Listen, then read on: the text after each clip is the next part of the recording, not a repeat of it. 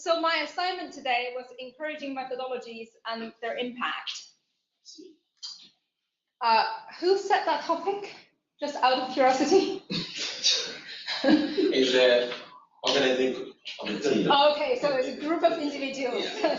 All right, I thought that was a very interesting assignment. I stared at it for quite a long time. I thought, nobody have asked me ever to talk about this topic, so how can I possibly make sense of it? And I thought, well, how can we make methodologies encouraging? Which is a really, really good thing, right? We want everything we do to be encouraging. What is the best way for methodologies to be encouraging? Think hard, Jen, come up with something. And then I thought it really can't be encouraging. I don't think, and if the slide flips.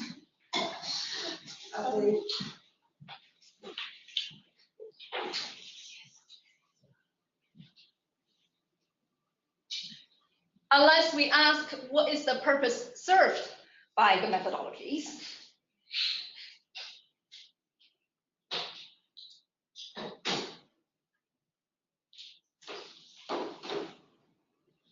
That's okay.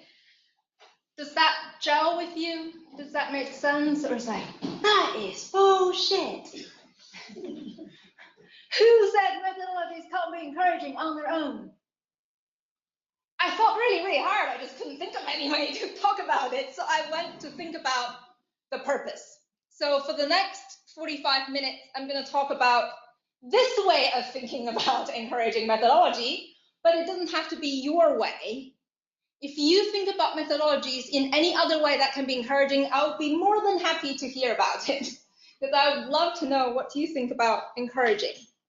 And I thought, well, when it comes to the purpose, the best way to talk about purpose is to tell stories. So I'm going to tell 3 stories today about the purpose served by the methodology. And I wanted to be very, very clear that I'm not telling these stories as a professor who knows it all, because I don't.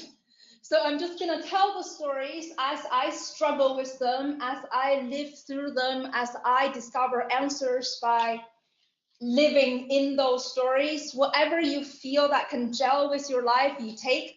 Whatever you think is offensive, you leave.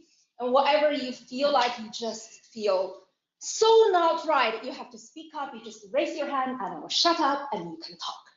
How does that sound? All right, okay then. So the first story that I'm going to talk to you about is Herb Simon. Herb Simon is one of the 4 psychologists who won economics Nobel Prize, who was my supervisor about 17 years ago. And I struggled back then about my methodologies as a young PhD student. I was like a long time ago, so I can say I was young. And the reason why I suffered in my methodology is because back then I was doing perception research. People are staring at a computer screen, looking at a cross or looking at a circle. And I was studying, how can they possibly tell this is the cross and this is the circle in their brain? So after about a year, researching that in the experimental lab, having tons of subjects staring into my screen, I realized the only way that I can possibly answer that question in a really scientific way is by cut open monkey's head, stick a needle in their perception area, and see how the electrons fire. It's like, okay, if that's where science have to go, one must go there. But somehow, I just can't get myself to cut monkey's head. That is too hard for me. And you can see how much respect I have for those who can cut monkey's head. All right, so with that struggle, I went to Simon's office. I sat there. I was like, Simon, I have a crisis. I love this research and I really, really want to study it, but I can't cut monkey's head. Help! Please just help me. And I was like blabbing about everything else I was worried about. And then Simon just sat there and listened in a composure like this, right? As his house.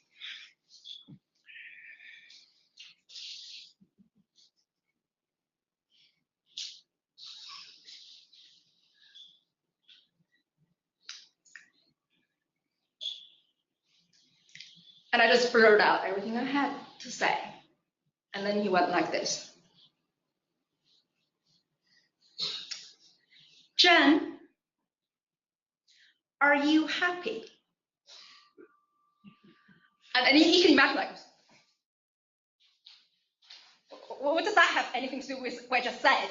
I just told you I can't cut monkey's head.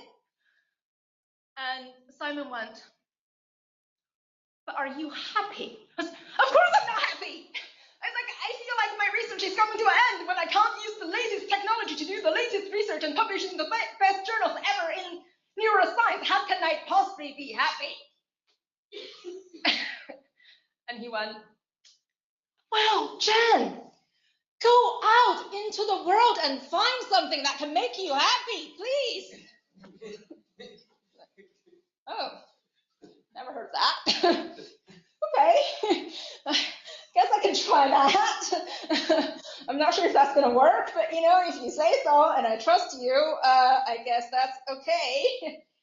And then Simon said, Jen, if you really want to become a scientist, you'd better find something that you can love with your life, that you can enjoy the process, not the product of what you do. So go out there and find something you can love. Just go out of my room. I obviously didn't say this, but he's had enough of this crazy person. And how that meeting made me feel, I was completely free. I was like, wow, you can do whatever your heart desires and you'll be okay. And that Nobel Prize economics winner told you that. So you better trust him. Whether you can have the courage to do it is completely another matter, but you're free. So out you go, right? So a few days after that, because I was a poor PhD student back then, I'm sure you're not poor, I was poor. I was on scholarships, so I had enough money for rent and food, and that's about it. So I can afford no entertainment, can't go out, can't go to restaurant. The only entertainment that meant the world to me is my radio station. Okay, there's a local news station, there's a local classical music station, there's no need to pay, it's free. I wake up in the morning, I turn it on, my music is there. That's my only form of entertainment, my radio station. And that is offered by the National Public Radio, which I love and I'm a nerd of. I love National Public Radio to the same degree that everybody loves BBC, if they love it, or any of your favorite radio stations. I just love it. There's no other way to say it. I turn it on every time I go back to the US. It's in the car, it's in anywhere I can get access to. I even listen to them online still. It's free. Love it. So I woke up one morning, listened to my music, and then suddenly my music got stopped. I was like, that's a crime. So what came out of that radio instead of my favorite classic music is that if you give $180 today, you get a hat. If you give $200 today, you get a mug and a hug. If you give $250 today, you get a mug and a hat and a t-shirt, and maybe if you're lucky, our DJ will sign your CD. They're fun drives. That's how National Public Radio raised money. 50% of their money is donations. They're not the BBC. They don't have license fee. They live on people's donations. And because they live on people's donations, they feel like they have the right to cut off my entertainment first thing in the morning, and that is not right. So I got very, very angry with the fund drive. And I got even more angry when they started to say things like, well, if you don't give today, we might not be on the air tomorrow. And I sat there and think, okay, I'm a first-year immigrant here in your country. You've existed for 50 years. I've never given, and you're still in the air. Clearly, you're lying to me. You are not going to go off the air tomorrow.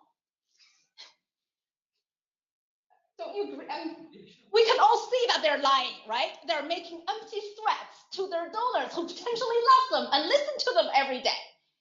And they have the guts to cut off their programs and lie to them in fund drives. And it's like, that is crazy. So out of my gut, I thought, well, let me tell them something since I've taken some courses on judgment and decision making and economics. I will give them a ring. So I rang up the number they said to make donations on. I talked to their volunteers and I said, I'm a first-year PhD student in your country and I have no money, but I have some advice. And the poor volunteer, the kindest soul on planet, probably a lady I can still hear. Oh, that's interesting. What do you have to say? So she very patiently listened to me to explain why I don't think their fund drive was good enough. And then I said, since I've studied some judgment decision making, I would recommend that instead of threatening people that you're going to die tomorrow, why don't we simply tell them that for 50 years you have been nurturing your community with the beautiful, beautiful music every single morning when they wake up. And you've been supported by all these lovely people in your community for the last 50 years, so you don't have to go out of the air. So would you love us more by give us just that much more money? Because we love you too. We want to serve your needs. And I felt like I get off of my screen, hang up the phone, went on my day. The next morning, I turned on my radio, never heard them saying that they're going to go off the air. And I thought, man, I found my industry. I'm going to study fundraising because I can make a difference. I'm going to tell you how they can raise money with love. That has never changed for 17 years because I love it. I love it, my soul. I love it with my life. It's in my bone and it's in my blood because they do good and they love people. That's encouraging methodology. I found field experiment. I found ways to experiment with better ways to raise money. So the first study I did with them is to test a very simple idea that contradicts what the traditional wisdom in public radio says. They keep telling people, oh, you give because you listen, you give because you listen, you give because you listen, you don't care about anything else, you give. People don't give because you're listening. You are public radio. By default, you're free. People can listen to you for free. That's what charity means. They don't have to give when they listen. That's the point, right? So how can you prove to those fundraisers that they do care about other people? You run a simple field experiment where if people call into those radio stations, they want to give money. Before they give money, you tell them about something other people did. So just to back off a second, so you know exactly what's happening during those phone calls, donors would be ringing those numbers to make donations, and they will ring, they'll talk to a volunteer. And they will say, I want to make a donation today. And the volunteer says, oh, that's great. How much would you like to make? I would like to make this much, and here's my credit card number, here's the gift I want, and blah, blah, blah. So it goes on, and then you hang up, right? In our experiment, our trained volunteers would say, hello, this is station member line. Are you a new member or renewing member? In the control condition, they say nothing. In the experimental condition, they say we had another member who contributed $75, $180, or $300. And then we ask them, how much would you like to contribute? There's no deception because we did make sure a other person did give that amount. And when they didn't, I gave it. Anonymity is protected because we didn't say who gave it. We just say a member gave that. And the effect that has on giving is statistically significant. You can trust me because it's published. But in the control condition, people give on average $87. In the 300 condition, people give on average $112. The difference is about $30, and that's a 30% increase in donations. Without reducing response rate, that is huge for radio stations. And I can prove to those who have worked for 50 years in that radio industry, who have done fundraising for decades, that you said people don't care about other people, and I prove you wrong with my field experiment. I can prove that people do care about what other people do. That idea, that simple idea, spurred into like, what, 10 publications, 4 of those in the 4 with the star journals, and that gave me a full professorship. Yeah, quite amazing, really, 4 plus some papers, and that gave you a full professorship. And I thought, okay, 30% increase in giving in a publication for professorship, not too shabby. Not too shabby. I was utterly, gutturally, lonely, and empty and dark inside. None of that could make me happy.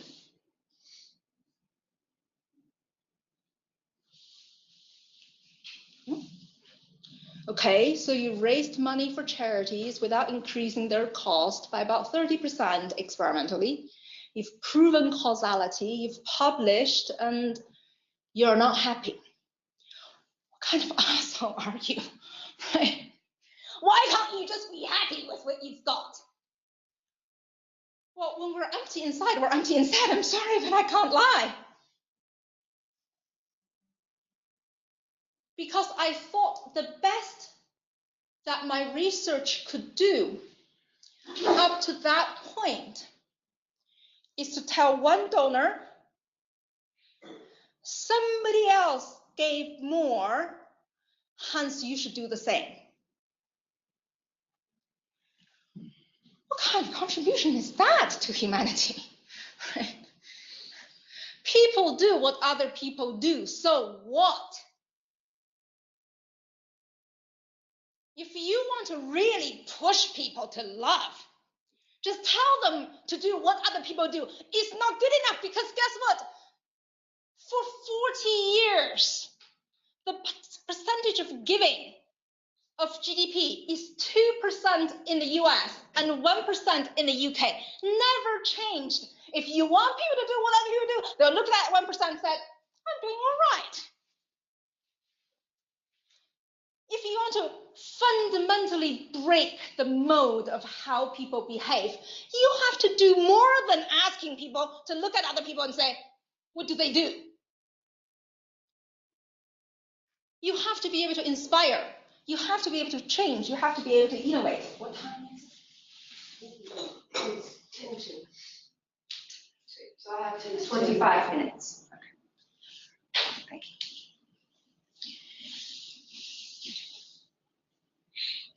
So that is when I really sit back and thought hard to myself, well, if you're really being honest with yourself and use the freedom to go into the world and find that one thing that will fulfill your life, what is it? And just ask yourself,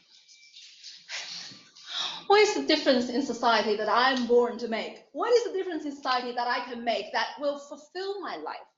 What is the purpose of my science? What is my methodology that I can say is mine? It's not objective methodology anymore. It's mine. Nobody can take it away. Nobody can take you away from you because it is who you are. What is it? I asked myself. And that is when I had the fortune to know a man whose name is Bob Payton. He was the founding director of the Indiana School of Philanthropy. He is a remarkable man. He is no longer with us, but I was fortunate enough when I was doing my PhD at Indiana, he was still teaching courses, our ethics courses, by far my favorite courses in all years. Some people know Payton as the founding director. Other people know Payton by the philanthropic studies library that he endowed in that university. He endowed it in his sons' names, Joseph and Matthew Payton, the philanthropic studies library. And on that board, it said to study the philanthropic tradition is to trace the social history of the moral imagination.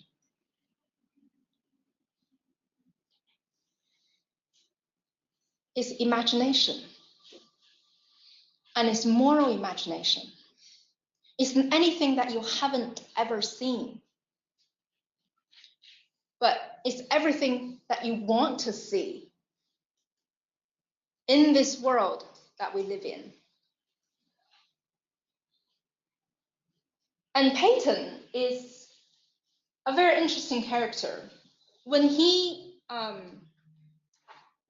first wanted to found the School of Philanthropy at Indiana University, he had only about $10 million.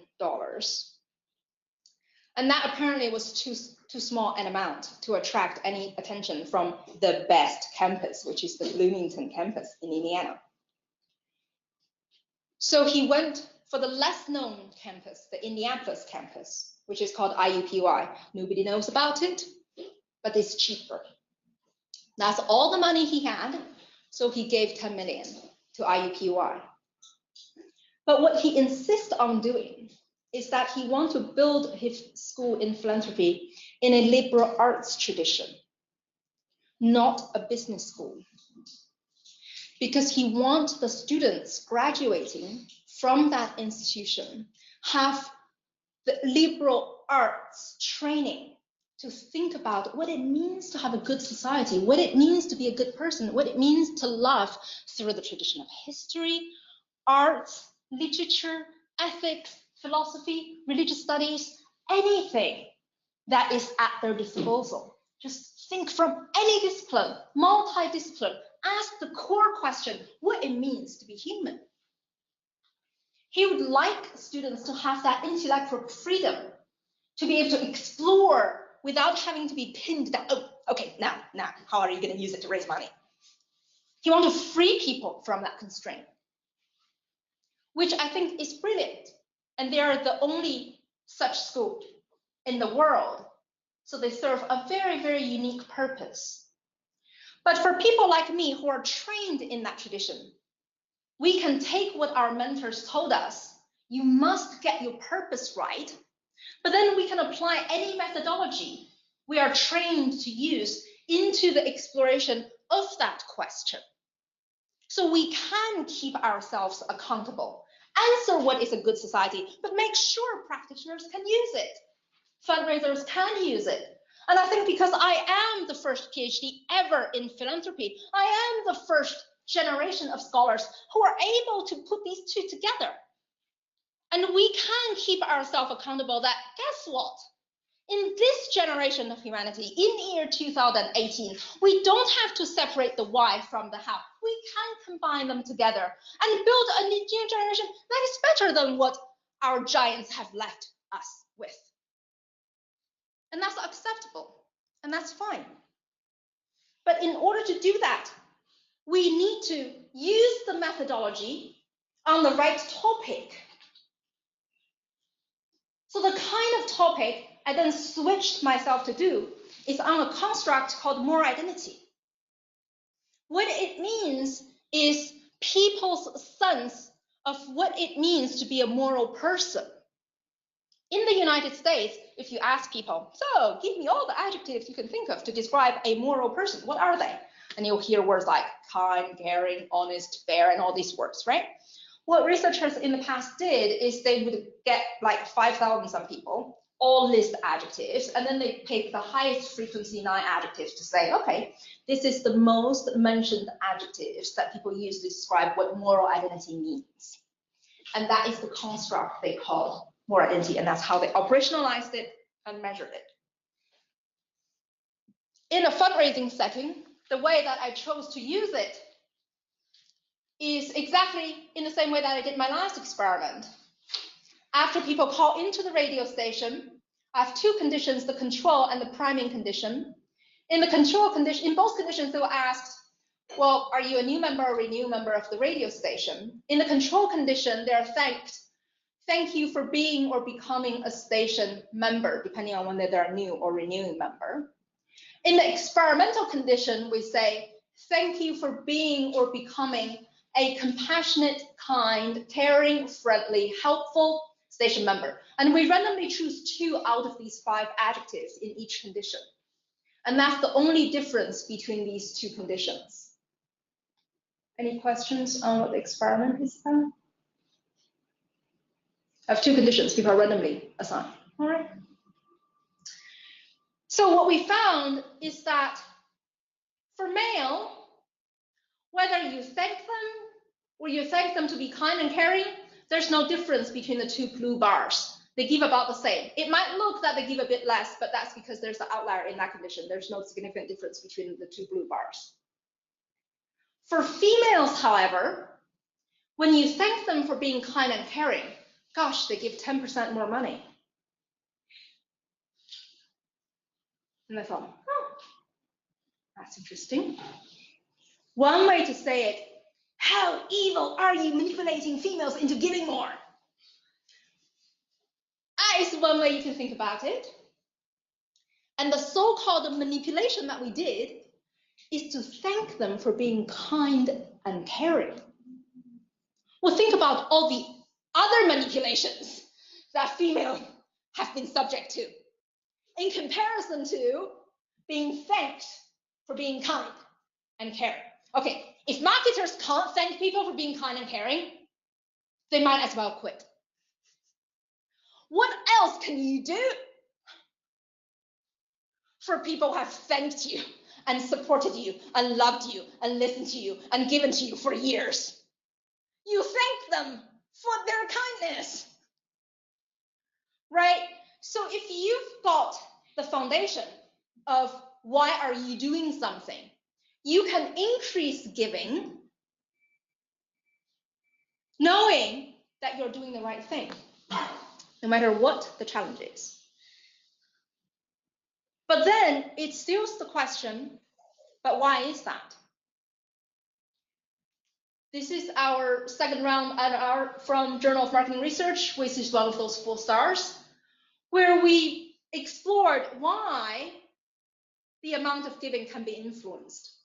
And we studied a construct called moral identity discrepancy, and we explored the mediators of why that might be the case.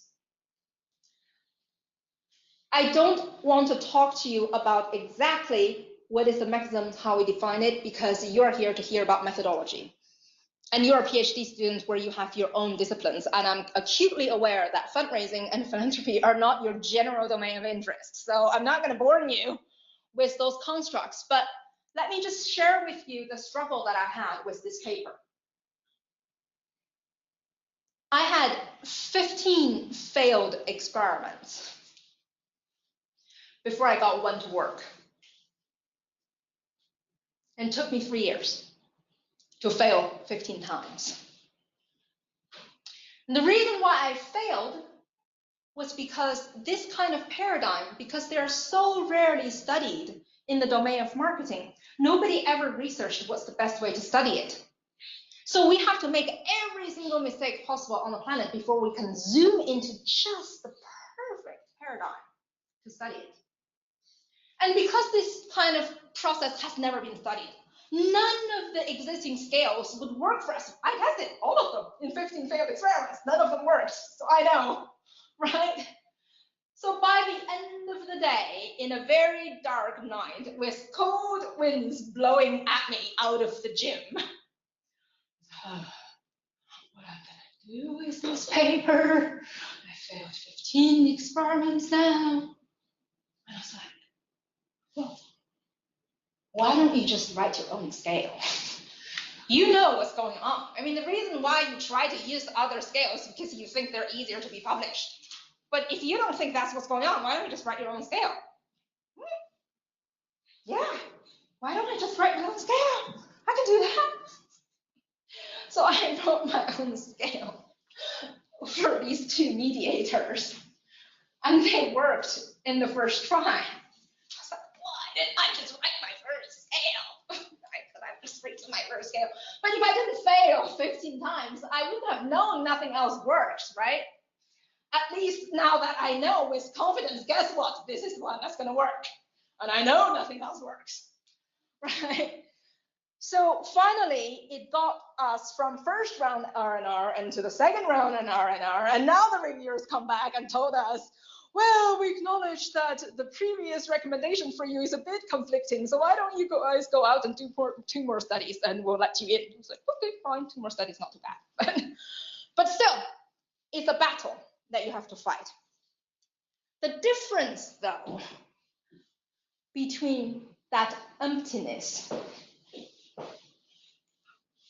of not thinking that you're doing something right versus this challenge of wanting to do just the right thing is the utter lost in what your life is versus that determination. Guess what? No matter how hard the storm is, I'm just going to go for it. I'm going to go for it. I'm going to go for it until I get there. No matter how hard that storm is. You full-time journals your hard, I'm going to get you. Because guess what? My purpose is worth it. You should publish what I have to say because it's important to humanity. You can reject me and you can make me suffer for 3 years. You can't take away my determination. I'm going to get in there. Because getting that moral imagination into 4 stars inspires them. They can publish anything else they want. They don't have this. Because it's new, it takes long. So what? It takes long. But if that's the only thing that your life is built for, let it take however long it takes. You are still living your fulfilled life every one of those 15 times where experiment failed you. Because you have learned that something didn't work.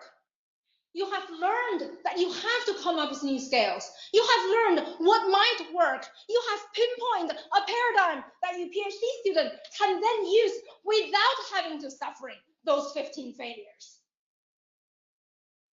All those things are meaningful to you, even when you don't have the outcome of a publication.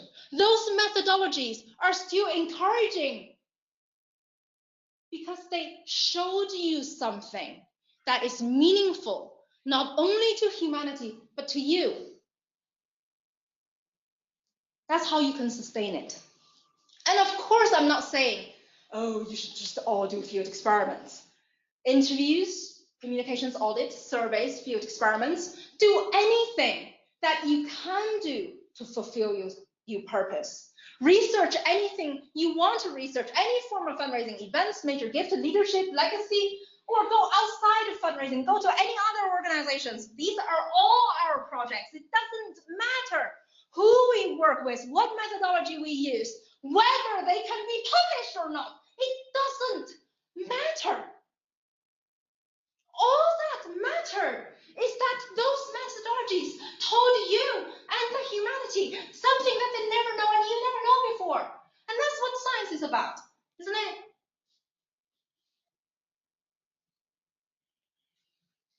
So methodologies can be encouraging no matter what they produce, as long as they're used rigorously for the right purpose for you and for humanity. And by the end of the day, if we fix our purpose on the beautiful, beautiful lives that we build, we'll always have meaning in our lives. And because this is a PhD conference, I'm going to share with you my beautiful, beautiful PhD student Sophie Cohn's findings. Stand up, Sophie. Let everybody see you. Big round of applause. So I would say I'm very proud of Sophie. She is almost finishing up her dissertations. We looked at it yesterday and it looks beautiful. She was very happy. I was worried you finished and asked me to change analysis again. No, everything's perfect. Don't worry about it. You're there. But I'm proud of Sophie because she didn't drop out, even when she had the hardest personal situations. She didn't give up on going after the one research topic that is dearest to her heart, even though it's difficult to study, the first time it's ever been measured in fundraising. And she just didn't give up. I don't know how that girl can just stay at it. It's like, oh, Sophie's coming back again. Oh, something more. Gosh, just how much more analysis is she going to do? She just doesn't give up. How she can do it, you have to tell people yourself. But as far as I'm concerned, I'm proud of you. And I'm happy that you're shooting for nothing but the best journals. And I think you're going to get there. And in Sophie's first dissertation research, again, amended through the construct, she established a very interesting moderated mediation model that is highly publishable in the top kind of journals, where she established the role of intimacy in driving donor loyalty in the presence of trust, commitment, and how donor identity, esteem moderate all that effect. And she identified areas where we predicted and areas where we didn't predict. And then she built a second study where she wrote a fictional charity called We Care that helps children and young people, where she replicated the entire model, but at the same time explored mediators of why those controversies that she found from study one occurred. And she articulated a process model that explained exactly why the positives and the negatives in that model existed. So I'm not going to go through the model themselves, because I think since you're not interested in donations, there's no point for me to explain what is going on. If you're interested, you're always welcome to come to 504 and find me, and I'll explain the details for you. But what I want to share with you is that actually I found the way that I encourage myself in my own research is by having relationships with those who work alongside with me. Those people include my American authors who have never given up on me now after I left the country for 10 years, including my family and friends who suffer through my 15 failed experiments, but also my colleagues like Catherine, our PhD researcher, Payton, our PhD researcher, Sophie, our PhD student, who now know more about any of the methodologies we use than me, because they are the most up-to-date minds in those techniques. As a professor myself, I invest about a week every single year to update myself on methodology. So I make sure every year I attend a new set of stats course. So I'm always up to date, because methodologies evolve every 5 years. And if you don't update yourself, you are out of the loop for top publications. So I do that myself. So I can stay on top of all the conceptual and statistical development in all the methods. But there's no way that I know how to write a process code in the same way that these do, right? I just don't. But so every time when I have a question, I ask my team what they are. But through that process, I learned that my team can teach me a lot. And I can support them, not necessarily by teaching them most often. I find the best way that I can be for them really is just to encourage them that what they study matters. They are generating better concepts. What they collect matters. The kind of evidence they collect has never been seen by marketing science researchers, has never been seen by charities, has never been used anywhere, because I know those things. So I encourage them in the face of failures that what they do matters. And in doing so, we might deliver values in every piece of our research for charities, for our center, and for the academy. But really, if you asked me, what is the purpose that our research fulfill? I would say is to create more loving lives who will push the frontier of science together. So I see myself like that big penguin who stand in the storm with my little penguins. I might not be able to reduce the severity of storm for you. The 4-star review process will always be painful, no matter what you do. The 3-star review process will be even more painful, because most often reviewers don't understand your methods. And the rest of the reviews, you just have to live with them.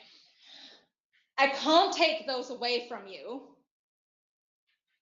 but I'll make damn sure that when you deal with them, I'm right there with you. If any storm wants to get to any one of you, they make sure they get to me first. All right. Thank you.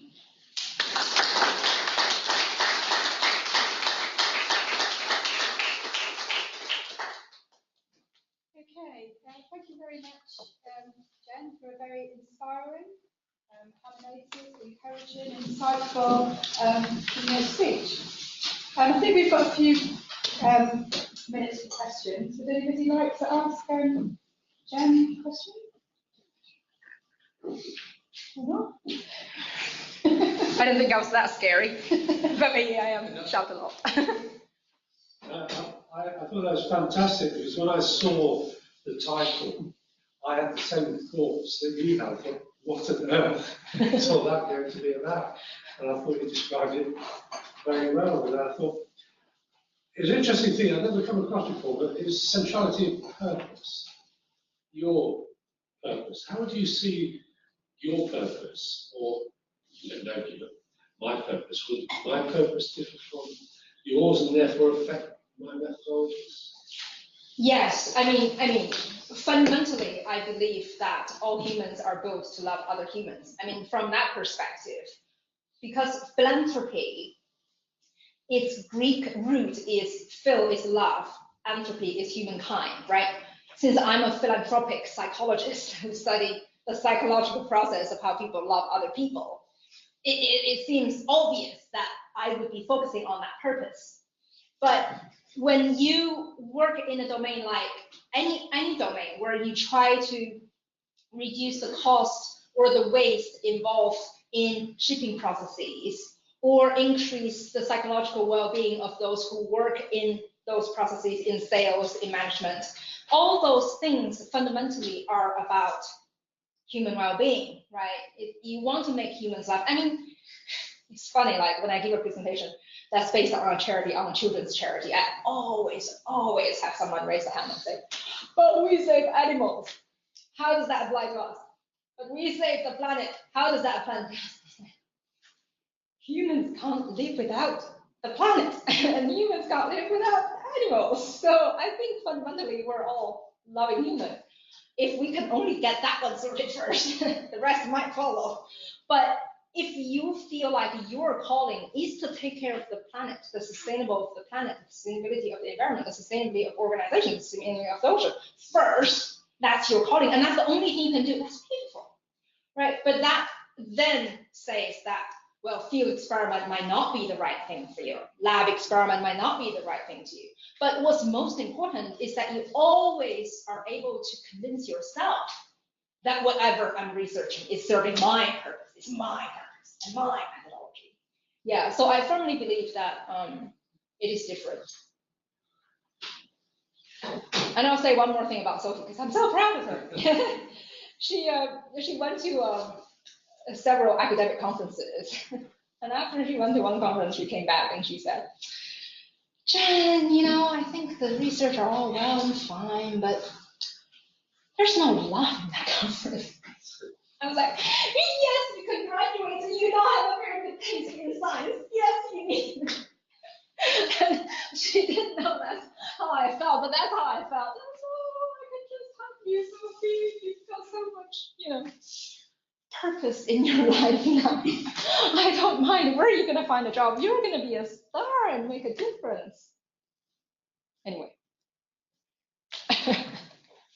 Okay, thank you very much. Can we just thank Jen again?